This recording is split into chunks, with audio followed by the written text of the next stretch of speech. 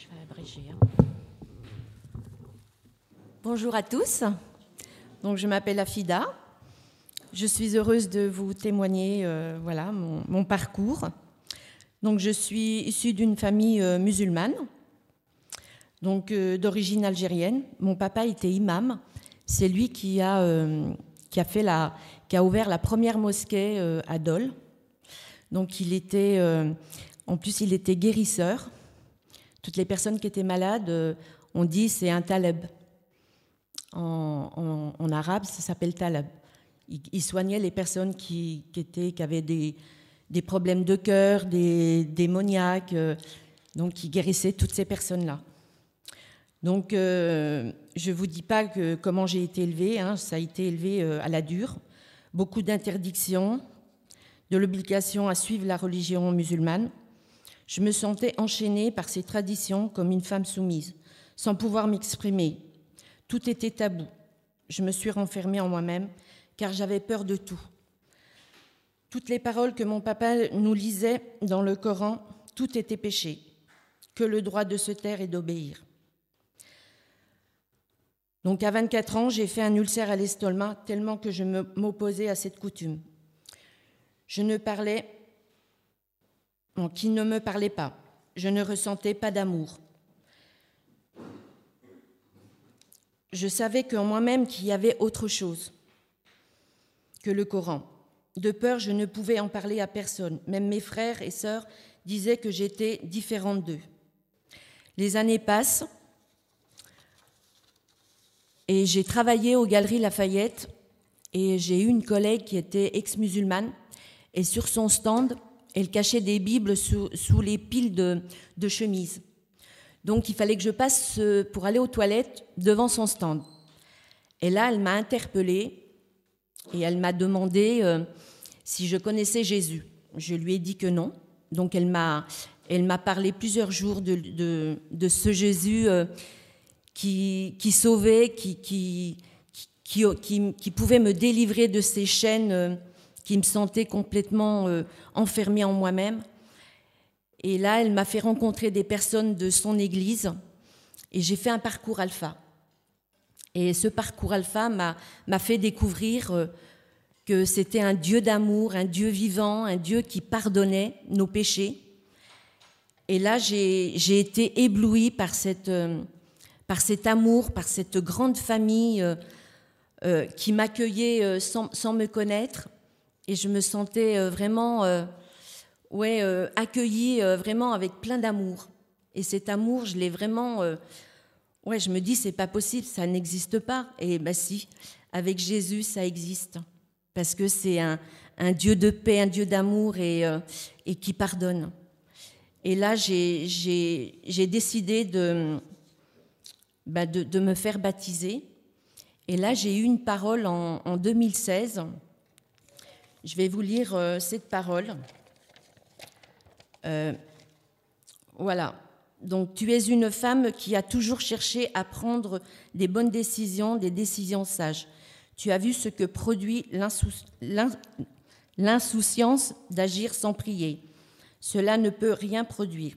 Tu dis, je veux que ma vie compte, pas seulement dans le domaine naturel, même si c'est bien, mais aussi dans l'esprit. Et je t'apporte un don de discernement et de parole de conscience qui va te lancer dans une destinée qui va ouvrir des portes dans le domaine naturel. Ce qui fait un moment que tu attends que des portes s'ouvrent. Il y en a une qui va s'ouvrir. Et ta première réaction sera de dire « Seigneur, je ne sais pas si j'en suis capable. » Brise cette crainte et sache que j'ai mis en toi ce dont tu as besoin afin de faire bien plus que simplement réussir, mais pour faire le travail avec excellence. Je te donnerai aussi un cœur pour les jeunes femmes, pour leur donner une parole d'encouragement, de conseil, une parole qui vient de ma parole écrite. Et si elles veulent bien t'écouter et mettre ma parole en pratique, alors les conseils sages que tu leur donneras garderont beaucoup d'entre elles de tomber dans la fosse. Et c'est vrai que j'avais à cœur de pouvoir libérer ces femmes musulmanes Donc, j'ai eu à cœur de faire une mission que j'ai fait dernièrement. Donc, je suis partie en Italie et je suis partie en Corse. Et là, vraiment, j'ai de découvrir ces femmes musulmanes, de nous voir toutes épanouies, de pouvoir leur partager de l'amour du Seigneur. Et ça a été une grande joie pour moi. Et franchement, quel accueil qu'on a eu. On a organisé des pique-niques. Et toutes ces femmes, elles nous ont préparé à manger et nous avons partagé la parole. Elles étaient vraiment touchées. On a même été invités dans une mosquée et elles nous ont même préparé un couscous et nous avons partagé notre foi. Et j'ai pas ressenti, quand j'en ai parlé à ma famille, j'ai été rejetée de ma famille parce qu'ils l'ont pas accepté, alors que elles l'ont bien accepté. On leur a dit qu'on était ex-musulmanes et vraiment. Elles étaient vraiment, elles étaient enchantées et quelle joie que j'ai eue. Et franchement, je prie que le Seigneur continue à me faire partager, faire ses missions, parce que j'ai vraiment à cœur, à faire découvrir que le Seigneur est bon, il est juste, et sa parole, elle est vivante. Et lui, il est vivant, et il nous accompagne. Voilà, je voulais vous partager tout ça. J'ai vraiment abrégé, hein.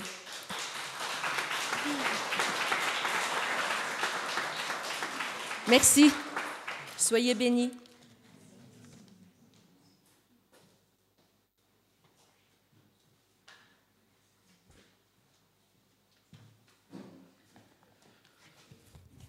Donc voilà des sujets de prière, prier pour ces femmes que Afida a rencontrées en Corse et en Italie, que le Seigneur poursuive le travail qu'il a commencé dans leur cœur.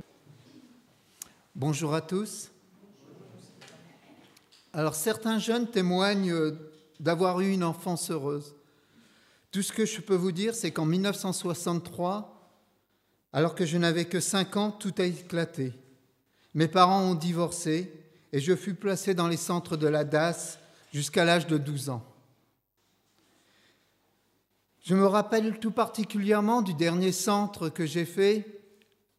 C'était à Berck, j'avais 12 ans. Je servais la messe, je lisais les épîtres, j'étais heureux. Même si je ne connaissais pas, je ne comprenais pas tout ce que je lisais, le sens de mes lectures. Après une adolescence sans souci, je me suis marié à 20 ans. Je suis l'heureux père de 2 enfants. En 1987, je divorce. Je divorce de mon épouse, bien entendu, de ma famille, de ma région, de mon travail. J'étais chef de rayon chez Leroy Merlin, un bon poste à l'époque. À partir de cette période, je vis de petits boulots. Je vis de droite à gauche. J'ai travaillé dans la restauration. J'ai travaillé comme animateur social auprès d'enfants autistes. J'ai travaillé aussi comme animateur commercial dans le Grand Ouest. Je vivais dans des foyers logements, sous ma toile de tente selon la saison. J'étais un peu en marginalité. De cette expérience, j'ai rencontré différentes personnes, des personnes politiques telles que Ségolène Royal, qui m'a trouvé un logement pour un boulot, Michel Crépeau à La Rochelle, qui était le maire. Je me rappelle aussi de personnes publiques telles que Richard Boringer, qui m'avait pris en autostop, parce que je voyageais en autostop à cette époque, et il m'a parlé, il a compris le sens de ma vie que je menais. Il m'a dit d'aller voir un film qui s'appelle « Une époque formidable », où on parle de marginalité. Des gens qui servaient Dieu aussi, j'ai rencontré. Des sœurs catholiques, sœur Laurence, sœur Thérèse. Des fidèles protestants et évangéliques. Ils me parlaient de notre Seigneur, mais j'étais indifférent. De leurs paroles, de leurs sermons. Pour certains, j'en riais même. Tout cela me semblait irréel, et de les voir heureux, moi qui vivais en marginalité de la société, je me sentais libre. Parce que vivre avec Dieu, à l'époque, ça impliquait d'avoir des règles. Et moi, je ne voulais pas de ces règles-là. Cela m'était insupportable. En 1998, l'année de mes 40 ans, j'ai décidé de stopper de cette vie et je me suis installé dans la région nantaise. Pourquoi cette région? Peut-être l'océan ou... J'avais un peu de famille à proximité.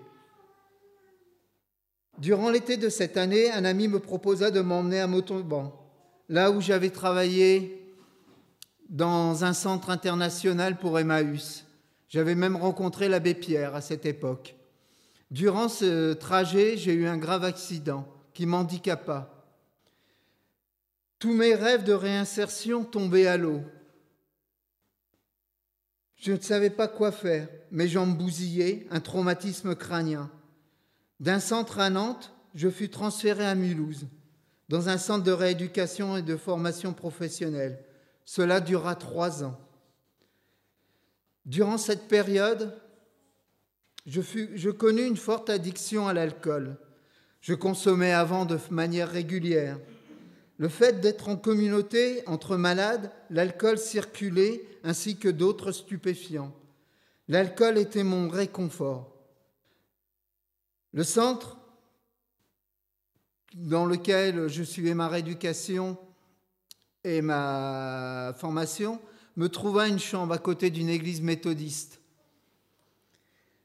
La chambre était mitoyenne à l'église et le dimanche matin, j'étais réveillé par les cantiques et l'orgue de l'église. Aussi, certains jours de culte, je me moquais des gens qui se rendaient à l'église.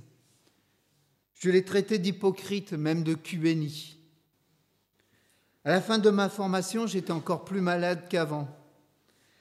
J'étais accro à l'alcool. Je ne me voyais pas retourner à ma vie antérieure, de vivre de gauche à droite. J'étais perdu. Que faire? Après des jours d'errance, de squat à Mulhouse, une solution s'offrit à moi. Un centre de réinsertion, le Bon Foyer. Un centre de l'armée du salut. J'entendis parler de Dieu différemment. Mais l'alcool faisait toujours des ravages sur moi. La proposition, c'était de crier à Dieu. Je me suis mis à crier à Dieu, le suppliant d'intervenir dans ma vie et de me sortir de mon addiction. Ce contrat avec Dieu devait déterminer de mon avenir, soit un arrêt de mon addiction, soit de retourner à ma vie antérieure de marginal.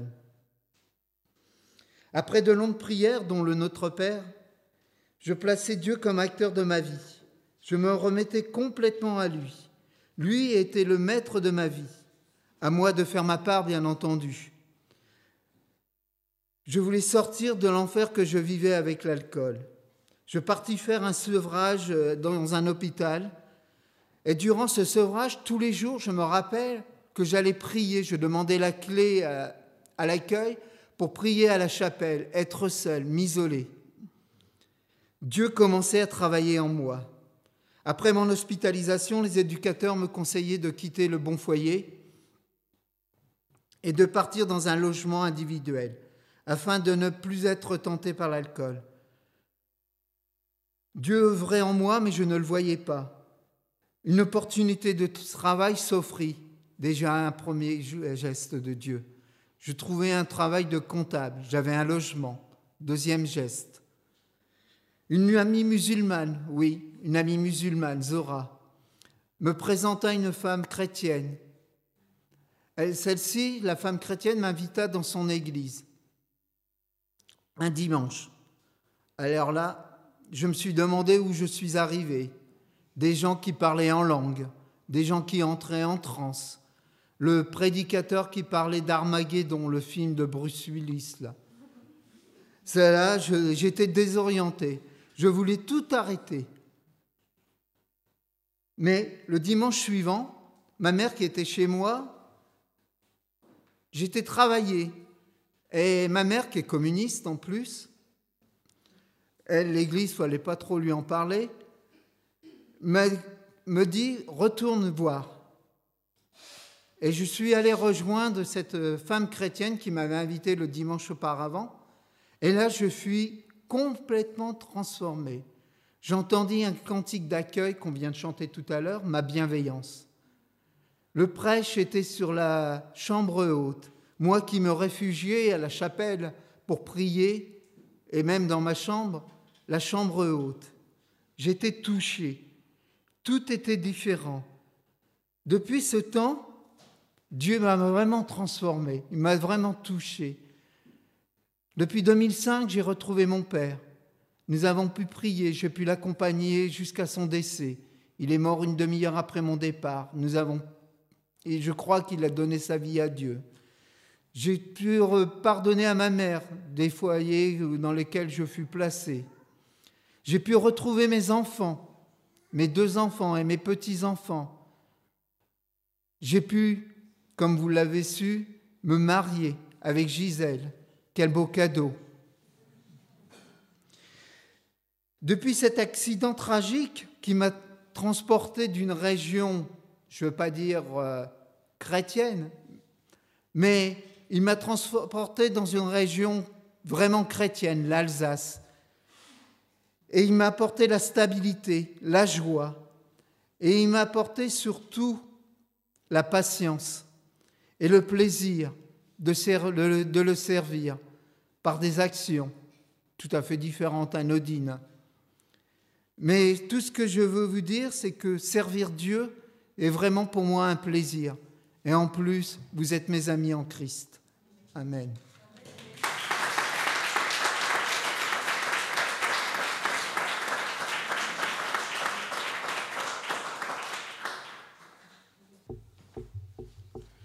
Merci Stéphane pour ce que tu nous as partagé.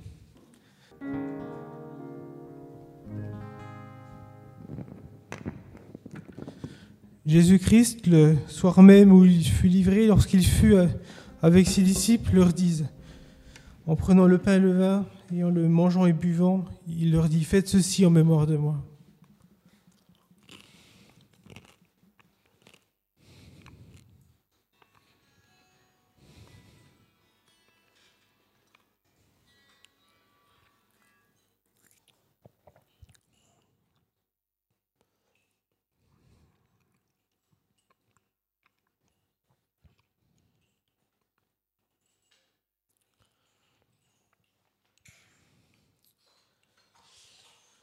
Bien, pendant que on va ramasser les gobelets et les coupes, la parole est à vous. Si vous avez un sujet d'encouragement, un court témoignage, le micro est à vous.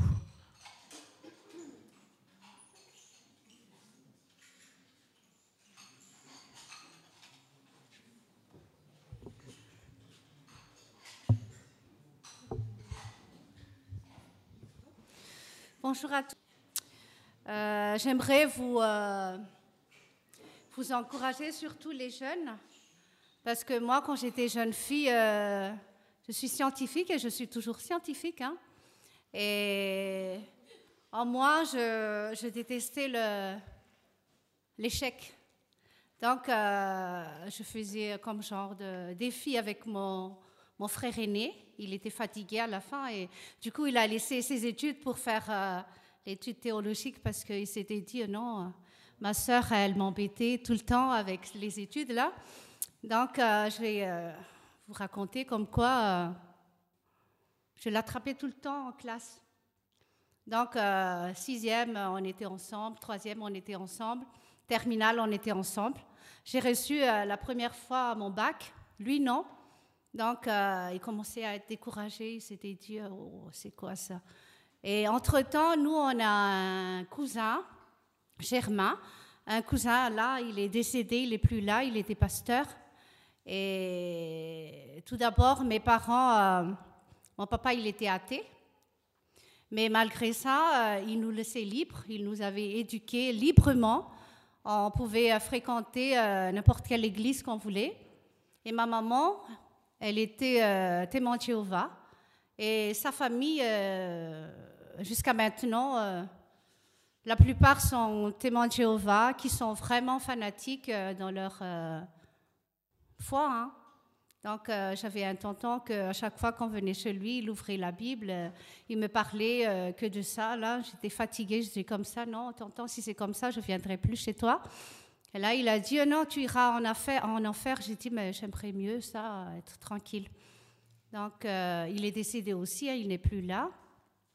Et pour continuer avec l'histoire, quand j'étais en classe de première, terminale, je fréquentais les garçons. Je n'avais d'amis que les garçons. Comme je suis scientifique, j'étais forte en mathématiques. Tout ce qui est scientifique, SVT. Moi, d'ailleurs, j'étais professeure d'SVT pendant 6 ans dans l'éducation nationale à Madagascar, avant de venir ici. Et comme on était en groupe, on fumait, on buvait la bière. Et les samedis, on sortait pour la boîte de nuit. Mais sagement, il n'y avait pas question de relations sexuelles ou quoi que ce soit. Mais il me respectait beaucoup et il me prenait quelquefois même comme un garçon. Donc, je suis un garçon manqué. Donc, et j'étais en classe de première, je fumais, je buvais la bière. Les week-ends, c'est les boîtes de nuit.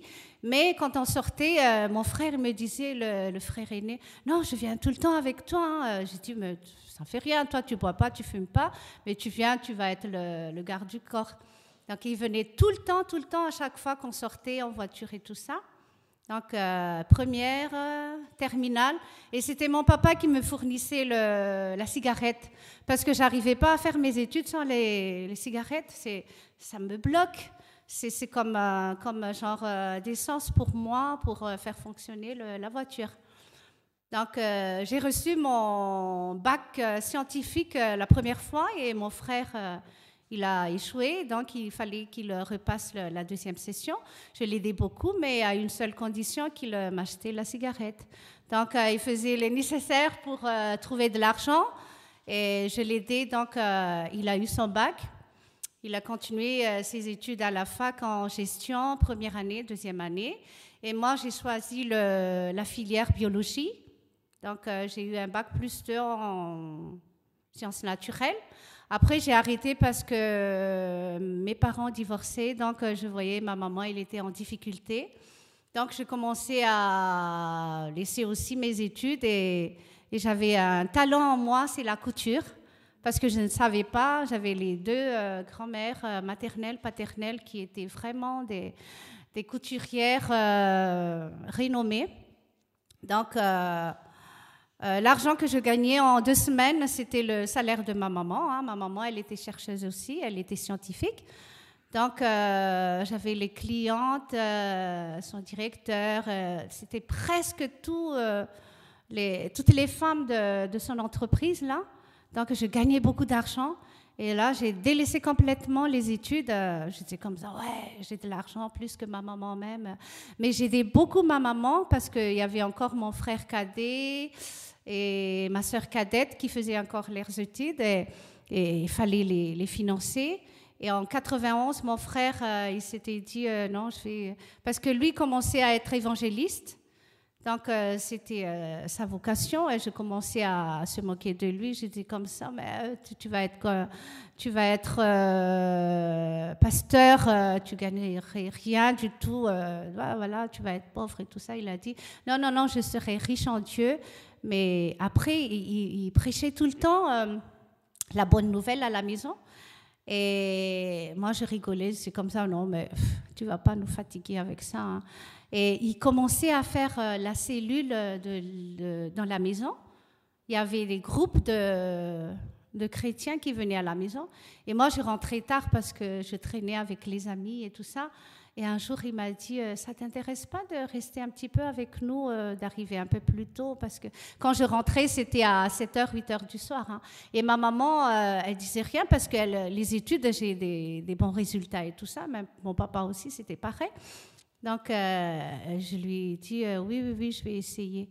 Mais la première fois quand je suis restée, parce que c'était notre cousin qui s'appelait Lala, qui venait tout le temps, même il y avait la coupure d'électricité, il y avait la bougie et tout ça, et il me disait comme ça, tu sais, tu vois, Dieu il t'aime, hein. C'est pas comme ça, la vie, tu as des bons résultats dans tes études, mais ton âme, il ira où? Là, je me disais comme ça, mais tu me parles d'âme, mais je comprends pas du tout de ça. Et il a dit, voilà, un jour tu mourras et tu iras où? parce qu'il n'y a que 2 endroits, soit le paradis, soit l'enfer. Et là, je lui ai dit, mais tu m'expliques un petit peu comme ça. Et à partir de... Je me rappelle très, très bien, c'était en 86, c'était en mois d'août. Là, il m'avait expliqué ça. Et c'était toujours resté en moi. J'étais en pleurs, j'étais comme ça, mais mon Dieu... Je lui ai dit, mais ne me dis pas que je suis convertie comme vous maintenant. Mais il a dit, mais si, c'est ça le changement de cœur. Et à partir de là, j'ai vu beaucoup de changements dans ma vie. J'ai commencé à diminuer la cigarette, j'ai commencé à diminuer la bière et les week-ends. Je n'irai plus avec mes amis pour les discothèques et tout ça. Et quand j'ai décroché mon bac, j'étais comme ça. Ah oui, il y avait la fin d'année, là, j'étais encore sortie pour fêter la fin d'année. Et je suis rentrée, j'étais vraiment sous comme je ne sais pas quoi. Et à 3 heures du matin, j'avais mal à la tête. Et c'était mon frère qui était venu, mais qu'est-ce que tu as? Et là, j'ai vomi et tout ça. Et le lendemain, j'avais pris ma douche à 9 heures. Et lui, il a dit, viens, j'ai à te parler. Après, il a dit, c'est pas moi, c'est Dieu qui a à te parler.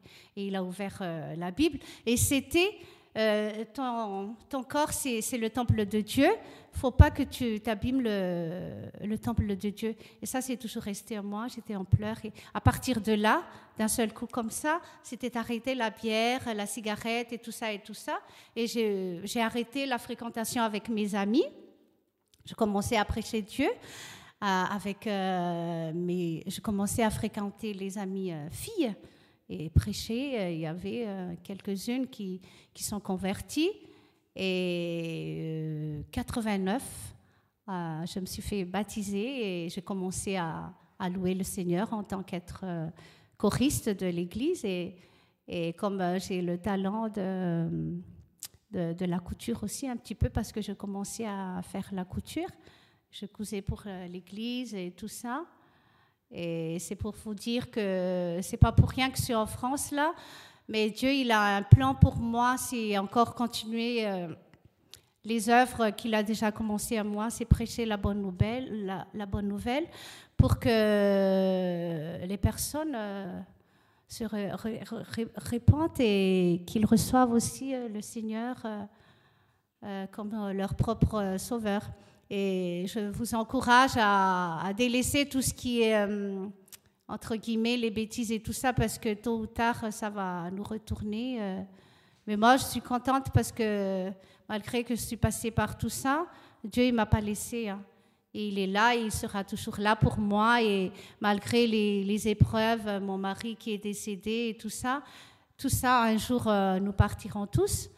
Mais voilà, quand on a foi en Dieu, il fut un temps, j'étais déprimée tous les mois d'avril dans l'année dernière, cette année aussi, parce que pourquoi? Ça me rappelle toujours les voyages que je faisais avec mon défunt mari. Mais là, je prie le Seigneur qu'il m'enlève en moi ces souvenirs-là pour que je puisse vivre. Et là, je suis vraiment guérie, je suis très contente. Dans une semaine, j'irai dans mon pays. Merci beaucoup.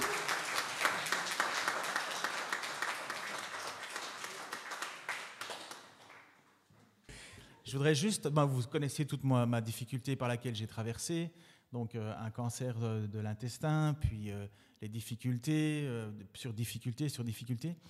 Et je veux juste je vais être émotif, j'ai pas envie, mais c'est comme ça. Il y a un moment où j'étais dans mon lit tout seul. Hein. En plus, comme vous saviez, il y avait le Covid, donc on ne peut pas faire de visite.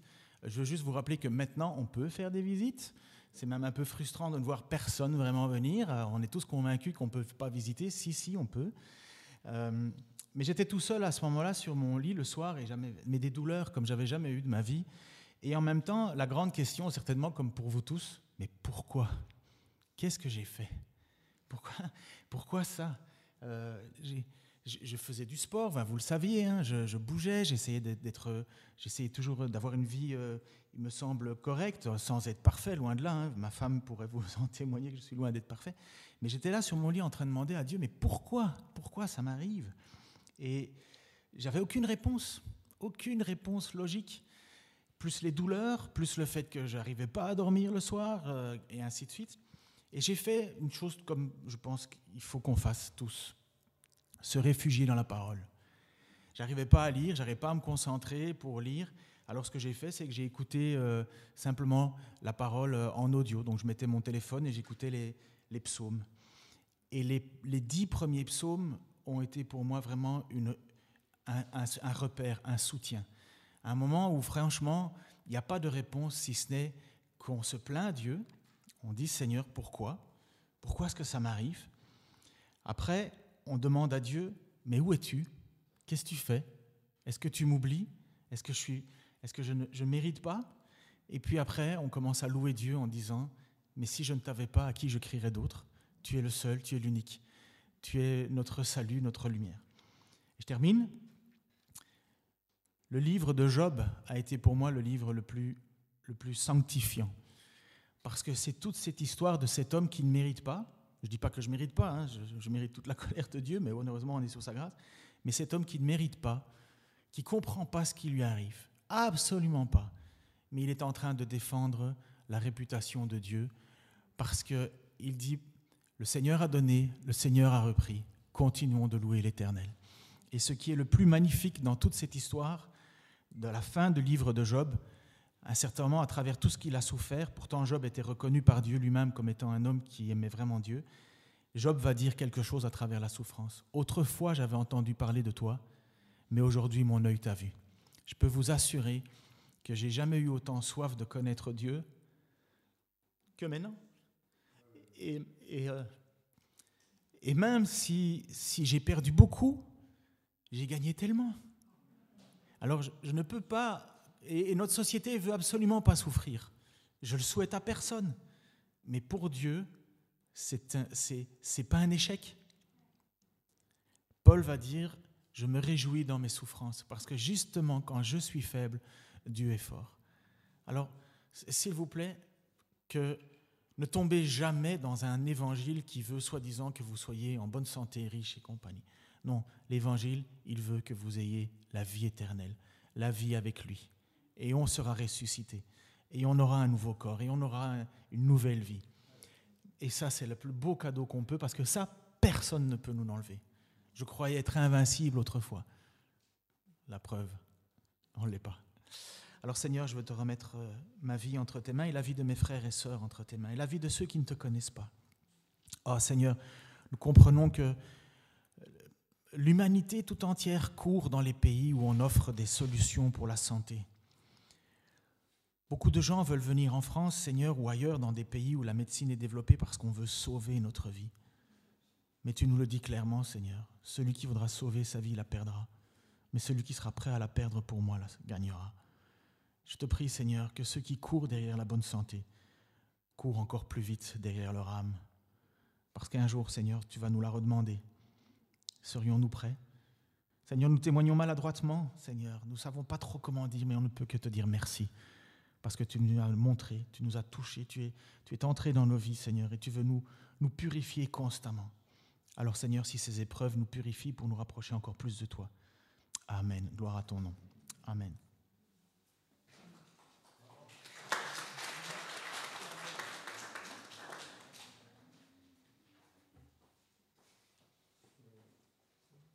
Je vais prendre aussi 3 minutes, j'espère.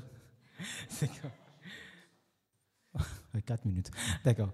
Donc, moi, en fait, c'est juste un petit témoignage d'abord pour dire merci à Dieu et puis aussi encourager ce que ça peut encourager.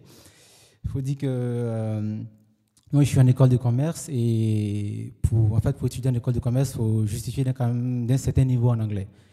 Et bon, j'ai fait le test d'anglais. Bon, apparemment, ça allait un peu.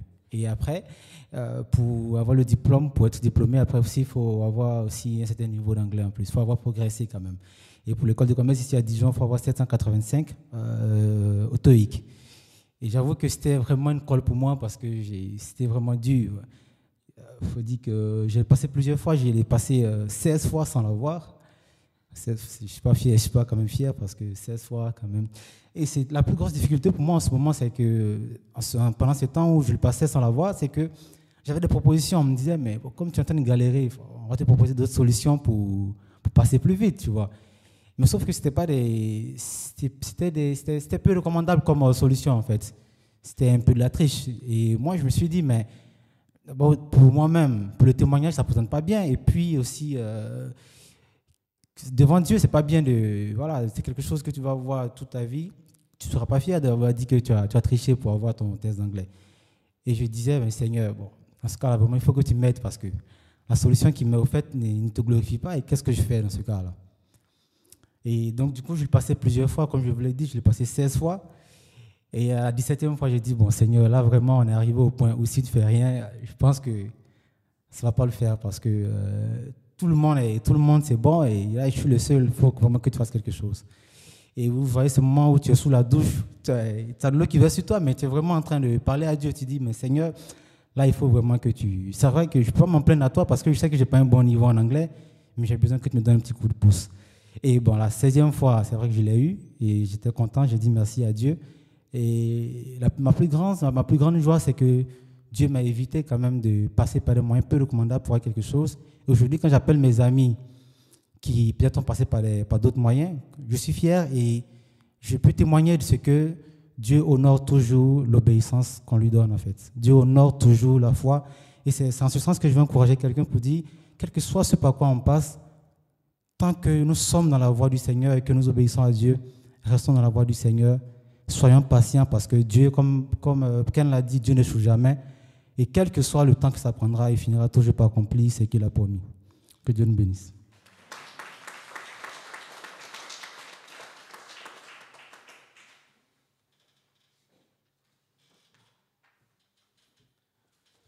Du coup, merci Mardoché pour ton encouragement.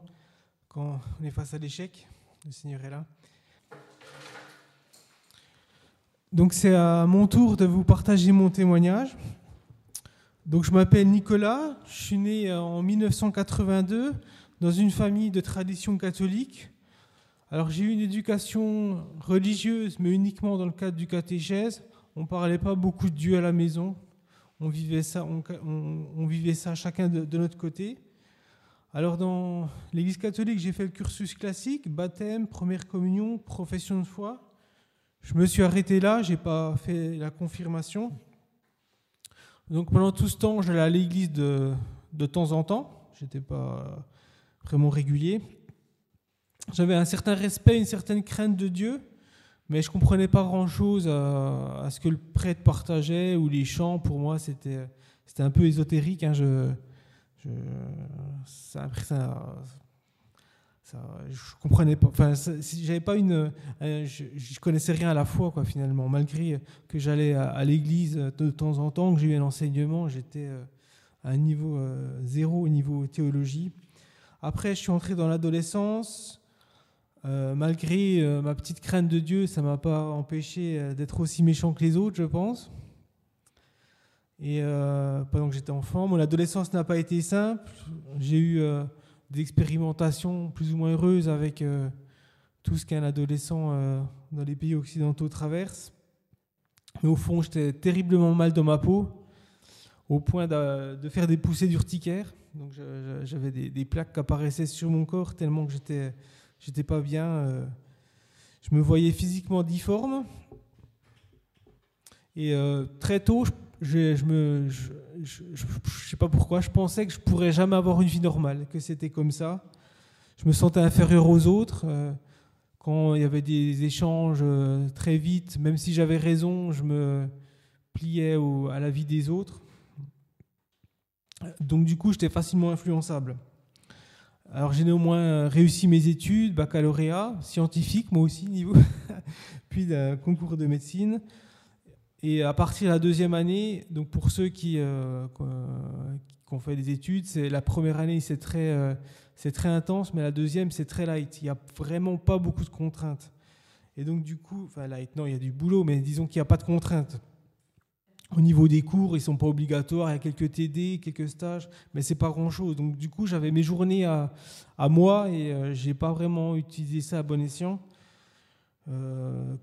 Voilà, consommation de drogue, d'alcool.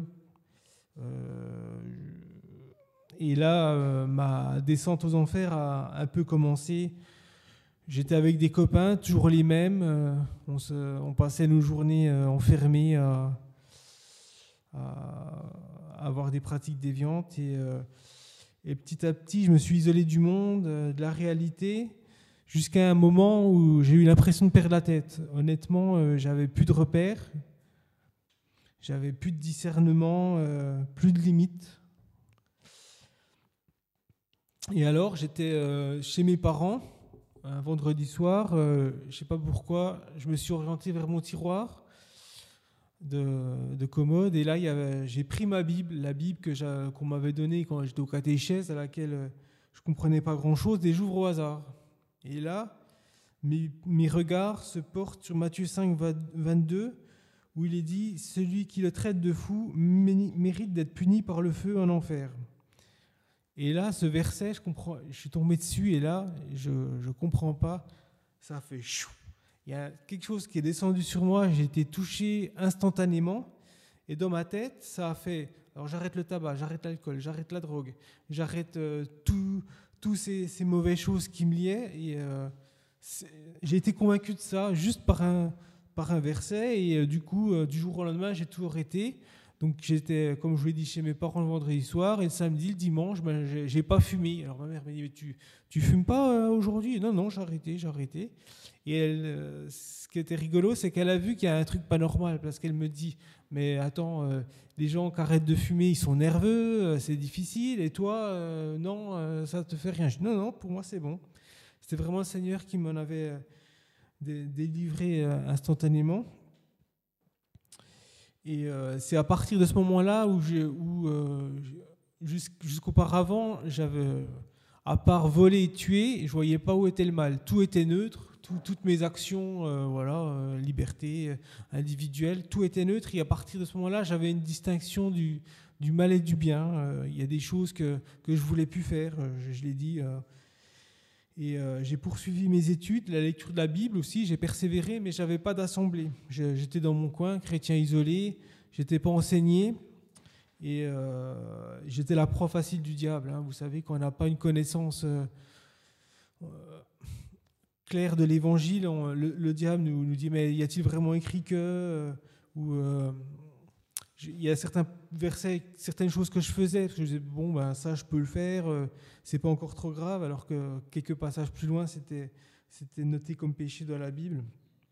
Et alors j'ai poursuivi mes études, mais avec ma Bible, mais je suis tombé dans des pièges, surinvestissement dans le travail, ascétisme.